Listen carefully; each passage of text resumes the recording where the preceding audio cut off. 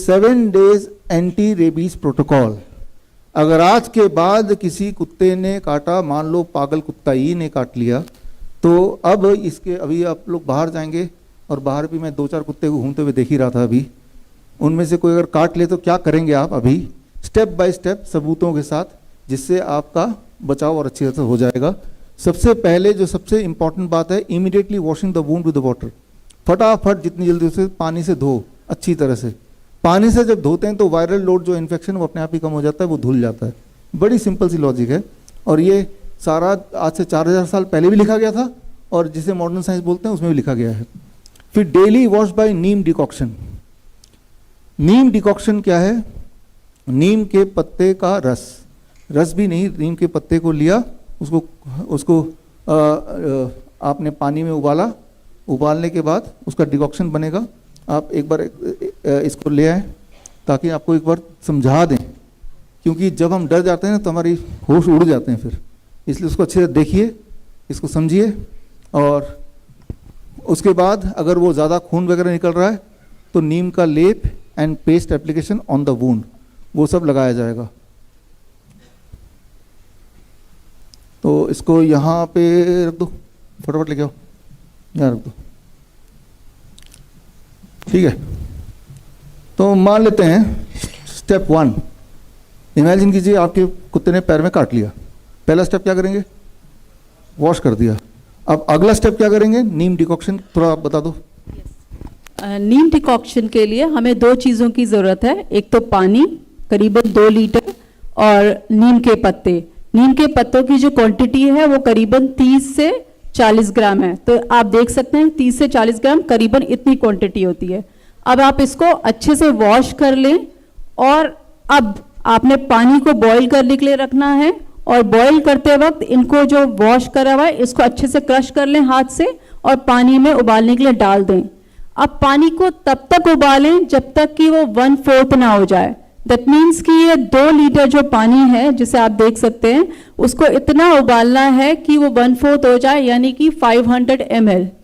तो जब आप इतना उबालेंगे तो करीबन कम से कम आपको 10 से 15 मिनट लगेंगे और जब आप डिकॉक्शन लेंगे तो करीबन इतना पानी आपको मिलेगा और यही पानी आपको वहाँ पे अप्लाई करना है वुंड वॉशिंग के लिए। तो इसका जो टेम्परेचर है वो अप्रॉक्सीमेटली 40 to 42 डिग्री होना चाहिए ताकि वो जो वॉश है वो अच्छे से हो सके। अभी आपने देखा कि ये वार्म वॉश, नीम डिकॉक्शन जब वो गर्म हो, वार्म हो, तब उसको उससे धोना है। दैट इज यहाँ पे स्टेप 1 की बात कर रहे हैं। अब आता है स्टेप 2, नीम का लेप लगाना, नीम का पेस्ट। जहाँ पे घाव है वहाँ पे बर्नॉल या ये आजकल जो लगाते हैं वो ना लगा के, जो प्रूवन साइंस है वो नीम का लेप लगाना। लेप कैसे बनाएंगे? नीम लेप के लिए आपको करीबन 20 से 30 ग्राम नीम लीव्स की जरूरत है, जो कि इतनी क्वांटिटी होगी। इस प्लेट में आप देख सकते हैं। अब इसको अच्छे से वॉश करना है आपने और वॉश करके आपने इसको अब ग्राइंड करना है। आप खल में भी कर सकते हैं या फिर मिक्सी में भी कर सकते हैं। और जब आप ग्राइंड करेंगे तो उसमें आपको पानी की जरूरत होगी, तो यानी 1 चम्मच या 2 चम्मच आप बार बार पानी डालते रहें और एक फाइन पेस्ट आपको मिलेगा, जैसे कि ये आपको वुंड में अप्लाई करना है। ये देखिए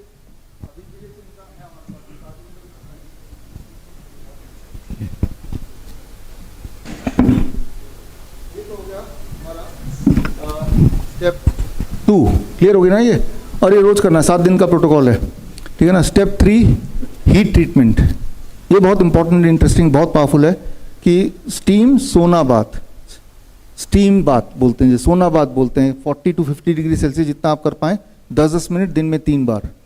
एक बात मैं बता दूं, ये सारा कुछ मेरी खोज नहीं है, मेरा ये उपलब्धि नहीं है, ये पहले से ही दर्ज है, वो मैं एविडेंस से दिखाऊंगा। मैं सिर्फ ये है उपलब्धि कि मैं आपको बता रहा हूँ, राइट। तो 40 से 50 डिग्री सेल्सियस का steam bath for 3 times a day for 7 days। पहला दिन का पहला बाथ बहुत इंपॉर्टेंट है। लिटरेचर में लिखा है कि पहला बाथ से ही सारा वो वायरस खत्म खेल, लेकिन आगे ये भी लिखा है कि 7 दिन कर ही लो, to be on a safer side, है ना। तो अब चौथा स्टेप क्या है कि ओरल मेडिसिन। उस 7 दिन में ओरल मेडिसिन कैसे लेना है? एक तो नीम लीफ, नीम के पत्ते, नीम के पत्ते का पाउडर ले सकते हैं। हमारे जो सर्टिफाइड नीम थेरेपी प्रैक्टिशनर उन सबको ये बात समझ आ रही होगी, आपने तो ये कोर्स में पढ़ा ही है। नीम के पत्ते का पाउडर 1 ग्राम पत्ते का powder for every 10 kg body weight. 40 kg का आदमी तो कितना ग्राम? 4 ग्राम दिन में 3 बार अगले 7 दिन के लिए, ब्रेकफास्ट से पहले, लंच से पहले, डिनर से पहले, ठीक है ना। तो वार्म वाटर में घोल के पी लेना है। या आप ये भी कर सकते हैं कि भाई हर 10 kg पे एक पत्ता खा ही लीजिए। तो यानी कि अगर मेरा वेट 70 kg है तो ऐसे 5-7 पत्ते मैं सुबह भी चबा लूँगा, लंच में भी चबा लूँगा, डिनर में भी चबा लूँगा। पाउडर की भी आवश्यकता नहीं है, पत्ते तो आप हरे वाले खा लीजिए। और साथ में जो सुश्रुत में लिखा है तिलकल्क, तिल की एक चटनी, उसकी विधि अभी आपको समझाते हैं। ये चटनी बना के आपको 7 दिन तक लेना है। तिलकल के लिए आपको 4 चीज़ों की ज़रूरत है।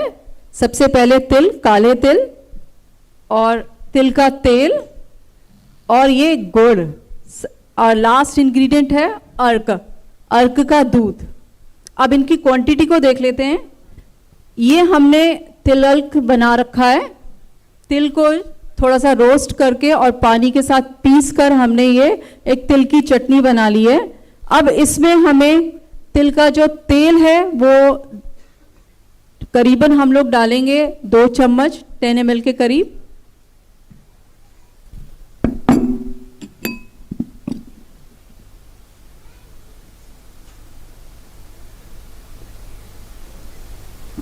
और गुड़ जो डालेंगे करीबन 4 ग्राम के करीब।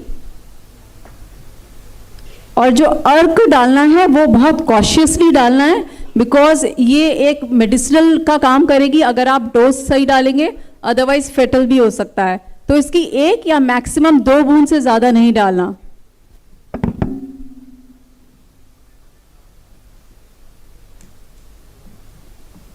हम देख सकते हैं कि इसकी बूंद है, वो निकल रहा है करीबन 1 बूंद। 1 बूंद के करीब तो निकल ही गया है, एक और बूंद निकाल ही देते हैं। मैक्सिमम 2 बूंद से ज़्यादा नहीं होना चाहिए। और अब इसको बहुत अच्छे से मिक्स करना है। ये बड़ा टेस्टी सा चटनी बन गया है। कोई ट्राई करना चाहेगा अभी? जरूरी नहीं कि कुत्ता काटे तभी खाना है इसको, ऐसे भी खा सकते हैं। ये बन गया। कौन कौन ट्राई करना चाहता है आप में से? है कोई? आइए आइए, लीजिए, ये लीजिए, बताइए सबको कैसा लग रहा है। और कोई ट्राई करना चाहता है? आइए आइए, चटनी जब बनी गई है, कैसा लगा ये बताया नहीं आपने? बहुत टेस्टी।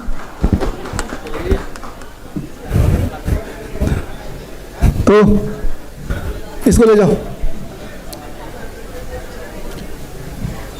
तो यहाँ पे आपने देखा स्टेप 4 में कि क्या आपको करना है, इसकी दवाई कैसे बनानी है, इसके रेफरेंस में आपको देने वाला हूँ। और स्टेप 5 वाटर फास्टिंग, मतलब 3 दिन के लिए खाना पीना बंद, सिर्फ पानी पी के रहना है। और उसके बाद 4 से 7 दिन के लिए फ्रूट्स एंड वेजिटेबल्स पे रहना है। जैसे DIP डाइट माइनस प्लेट 2 हम बोलते हैं, रॉ DIP डाइट जिसे बोलते हैं। CIM के स्टूडेंट्स सारे एविडेंसेस जानते हैं इसके। और ये है स्टेप 5, यानी कि ये 7 डेज का प्रोटोकॉल है। ये 7 डेज का प्रोटोकॉल अगर करेंगे तो ये इतिहास में देखा गया, वो एविडेंसेस भी हम शेयर करते हैं। वो एविडेंसेस, स्टेप 1 जो वॉशिंग है, राइट, धोना चाहिए इमीडिएटली। ये आप देखिए पहला पेपर जो है 1485 का है, और 1578 का पेपर है, 1834 का पेपर है, या और आखिरी पेपर 2020 का भी है। यानी कि एंशिएंट टाइम से लेके अभी तक कंसिस्टेंटली ये तो क्लियर है कि धोना इमीडिएटली चाहिए, राइट। तो पहला स्टेप तो ये आपके सामने है।